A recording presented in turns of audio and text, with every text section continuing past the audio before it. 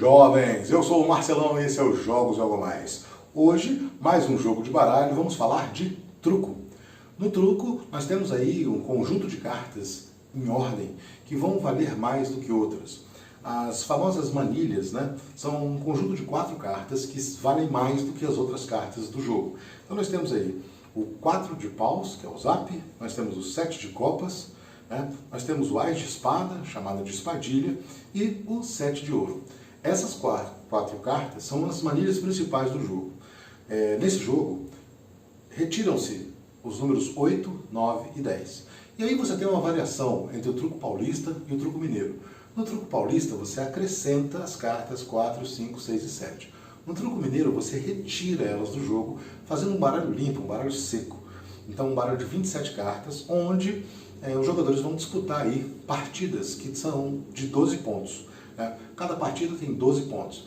Em campeonatos, talvez faça-se melhor de 3, melhor de 5, né? Mas nos churrascos e entre amigos, você joga uma partida de 12 pontos que ela normalmente acaba antes, né?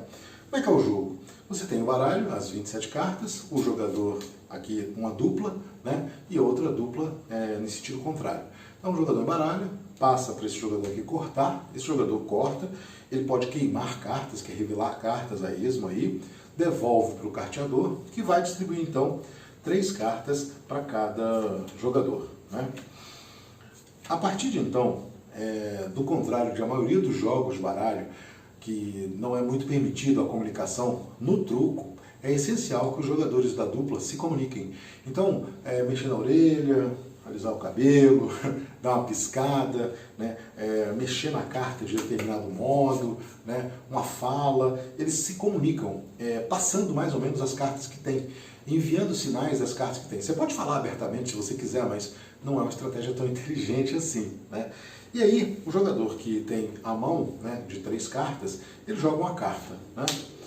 O jogador da outra dupla joga uma outra carta, vai jogar aqui, por exemplo, um 7 de ouro, já uma manilha, e esse jogador aqui joga uma outra carta, ou, enfim, né?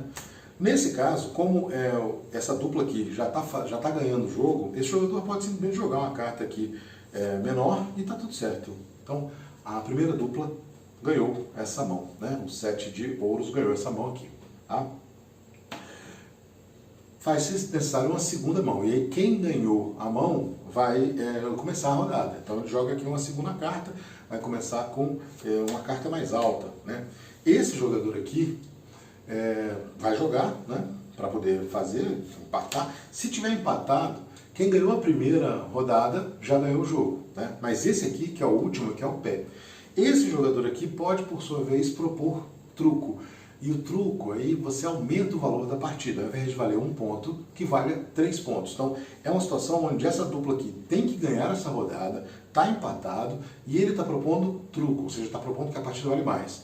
Esse jogador olha as suas cartas e verifica, bom, se eu conseguir desempatar e a minha dupla ganhar a outra mão, a gente ganha. Se não, a gente perde, né? E aí, se ele achar que ganha, ele pode aumentar ainda o valor da partida para 6, pode pedir 6. Então, esse aqui falou truco, esse aqui pode falar 6, que normalmente chama de meio pau. E pode aumentar para 9 até chegar em 12. Ou então, simplesmente, se ele não aceitar o truco, ele desiste da rodada, perdeu a mão, né?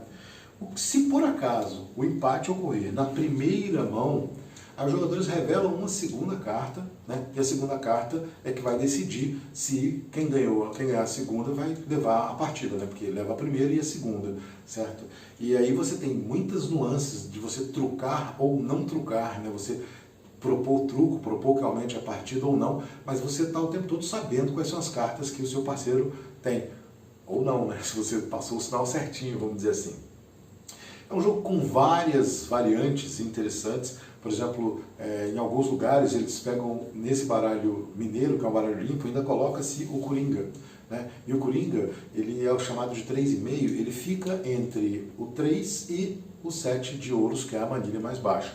No truco paulista acontece uma inversão completa, porque aí você acrescenta essas cartas aqui, né, o 4, 5, 6 e 7, então faz um baralho de 40 cartas, e aí você tem a questão de ser um ponto acima. O que acontece?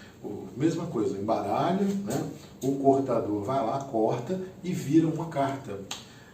Virou a carta número 2, a carta acima do 2 é o 3. Então todos os 3, os 4 3 que estão no baralho, se tornam manilhas, né? Então o 3 de paus é o zap, o 3 de copas é o 7 de copas, o 3 de espadas é a espadilha e o 3 de ouro é o 7 de ouro, né? Então, no truco paulista é mais difícil de você marcar a carta, é mais difícil, são mais cartas para você jogar, então fica mais, vamos assim, é mais difícil de você prever, você tem que jogar melhor, né? No truco mineiro é um jogo muito fácil, muito tranquilo, que tem manilha, joga, tem manilha, não tem, dá para blefar rápido, é um jogo que acontece mais rápido e mais brincando. Então, existem campeonatos dos dois modelos, né? E outras variações possíveis. Eu já vi truco com mesa com 6 pessoas, aí tem mais outras coisas, outras cartas dos manilhas. É uma bagunça, mas são variantes do truco e sempre muito animadas, sempre com muito barulho. O pessoal no churrasco grita, troco, truco, ladrão, essas coisas assim diferentes, porque o blefe está presente o tempo todo. Então é um jogo muito divertido, mas normalmente é barulhento demais, né? Pelo menos para mim. Enfim. O nosso Algo a Mais fala justamente da história, da origem do truco, né? Normalmente não tem uma origem formal, o jogo geralmente vem derivado de outros jogos. Então, por exemplo, o Put é um jogo chamado aí na Inglaterra, né? É um jogo que tem origens parecidas, né? Tem jogadas parecidas. Na França, né, os franceses têm o Trick-Truc, que também é muito parecido com esse jogo, né? Jogos com baralho todo, baralho cheio. E reza a lenda que esse jogo era muito popular aí na Inglaterra e veio aí trazido no Brasil pelos jesuítas, que aí ensinaram aos bandeirantes, e os bandeirantes jogavam isso aí, principalmente aí no interior de Minas, interior de São Paulo, porque é isso que tem esses truco paulista e truco mineiro, né? Então, principalmente em São Paulo e Minas, você tem aí alguns imigrantes italianos, espanhóis, que jogavam muito isso e chegou aqui nos dias atuais. Então, um jogo muito barulhento, um jogo de muita festa, de muita alegria, um jogo rápido, porque você só tem 3 cartas para jogar, né? E é a vaza, né? Então quem ganhou a rodada, o próximo joga. E principalmente, na última rodada, ou seja, quando uma dupla conseguiu fazer 11 pontos, automaticamente existe uma mão especial. Essa mão de 11, ela acontece aí que a dupla que fez 11 pontos, ela pode trocar as cartas, né? E olhar, né? Então, um jogador olha as cartas do outro, e aí automaticamente eles vão realmente saber quais cartas tem e como vão jogar para decidir que vai fazer o 12º ponto. E aí a outra dupla fica naquele perrengue, né, de estar jogando essa aí. Só que cada mão dessa normalmente vale 3 pontos. Então não é tão fácil você ficar recusando mãos para ir, né? Mas isso é uma convenção, então muda de lugar para lugar. Tem lugares que não tem esse tipo de coisa. Mesma coisa a mão de ferro, quando os dois chegam em 11, tem várias diferenças aí. Tem lugares onde o cara recebe as cartas e joga uma carta, sem dar sinal, sem dar tempo de dar sinal para o seu parceiro, por exemplo. Então são muitas variantes, um jogo muito interessante, muito rápido, prático e que tem muita história aí ao longo do tempo, né?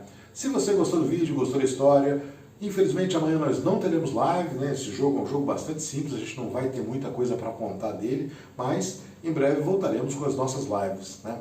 Sugestões e comentários são sempre bem-vindos. Até a próxima!